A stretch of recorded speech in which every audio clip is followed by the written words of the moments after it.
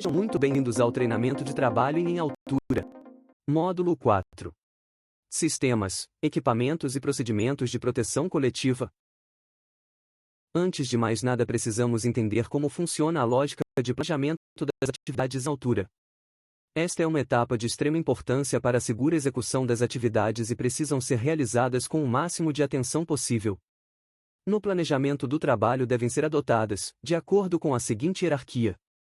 A. Medidas para evitar o trabalho em altura, sempre que existir meio alternativo de execução.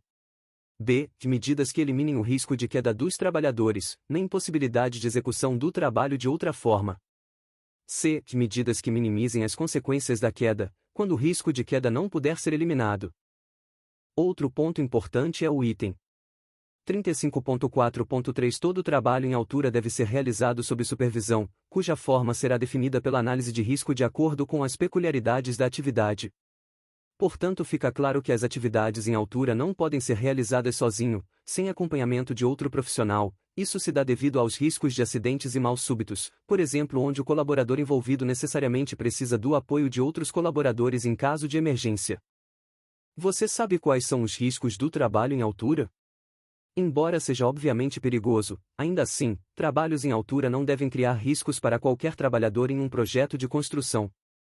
A Organização Internacional do Trabalho, OIT, lista alguns dos principais riscos potenciais aos profissionais de trabalho em altura, como os trabalhadores colocados em posições perigosas, os trabalhadores que lidam com cargas muito pesadas ou inadequadas, causando quedas ou ferimentos, quedas devido a colapsos de obras permanentes, que estão parcialmente construídas, trabalhadores esmagados pela queda ou movimentação de máquinas ou equipamentos, e queda de cargas.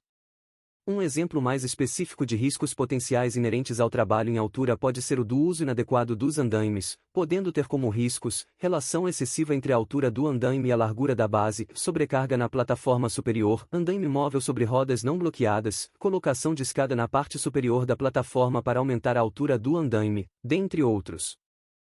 Vale lembrar que é comum a aplicação de equipamentos para complementar as atividades realizadas em altura, como por exemplo, os andaimes e plataformas elevatórias.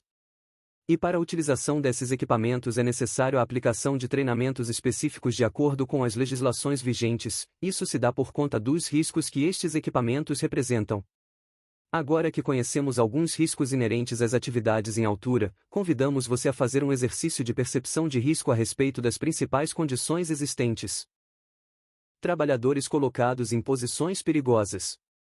Com base na imagem ao lado, quais as principais consequências de posições inadequadas para o trabalho em altura? Em muitas situações, a posição para execução de atividades em altura podem colocar os trabalhadores em risco, por isso é fundamental e parte integrante da análise de risco os meios de acesso e execução das atividades. Como podemos ver, este tipo de postura coloca o colaborador em risco, trazendo um maior risco de queda bem como um maior desgaste dos executantes. Com base na imagem ao lado, quais os riscos nas atividades nas quais trabalhadores lidam com cargas muito pesadas ou inadequadas? O risco de queda de materiais é o principal risco nesses tipos de atividades, por isso trazemos algumas dicas para a execução dessas atividades. Durante a execução das atividades em altura, evite transportar ou manter junto ao corpo peças e ferramentas que possam causar desequilíbrio, gerando assim a queda do trabalhador ou ferramentas. Sinalização de segurança. Durante a execução das atividades em altura, as áreas abaixo devem estar devidamente sinalizadas para evitar acidentes com pedestres que possam estar passando nestas áreas. Garanta que antes do início das atividades a área esteja devidamente isolada e sinalizada. Utilize cones e fitas de sinalização. Quedas devido a colapsos de obras permanentes, que estão parcialmente construídas. Como parte do nosso exercício, vamos observar um acidente ocorrido com trabalhadores da construção civil.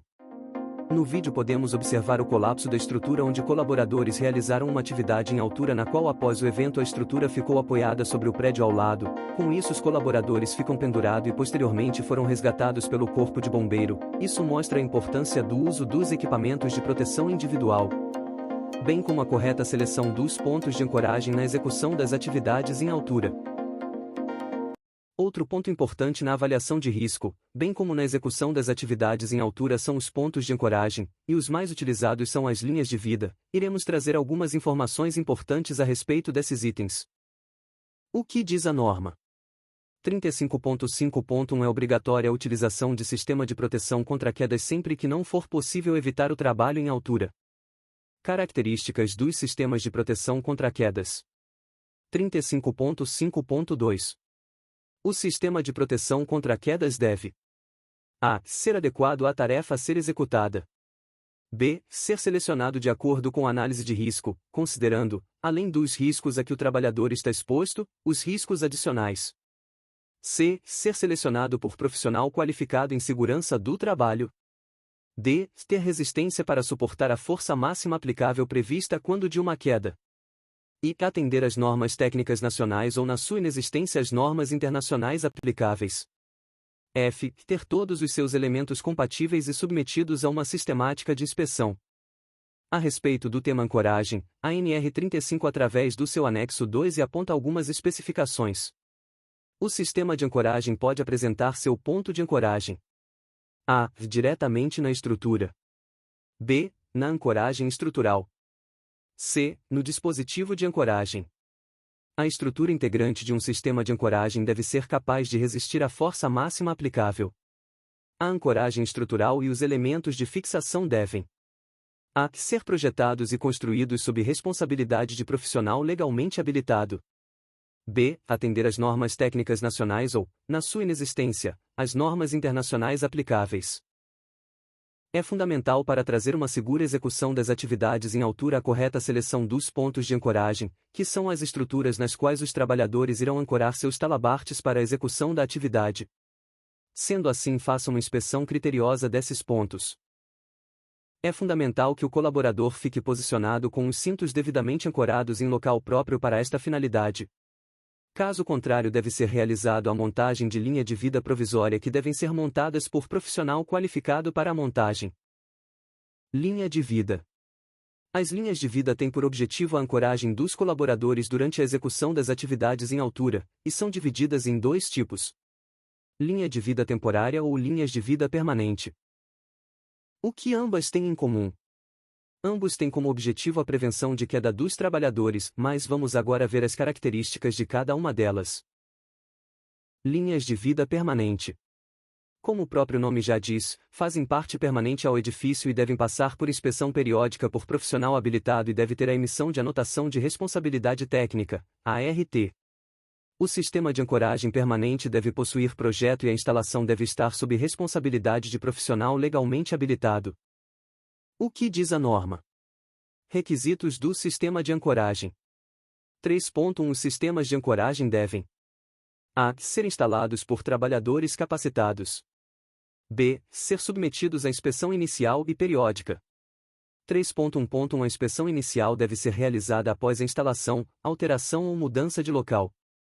3.1.2 A inspeção periódica do sistema de ancoragem deve ser efetuada de acordo com o procedimento operacional, considerando o projeto do sistema de ancoragem e o de montagem, respeitando as instruções do fabricante e as normas regulamentadoras e técnicas aplicáveis, com periodicidade não superior a 12 meses.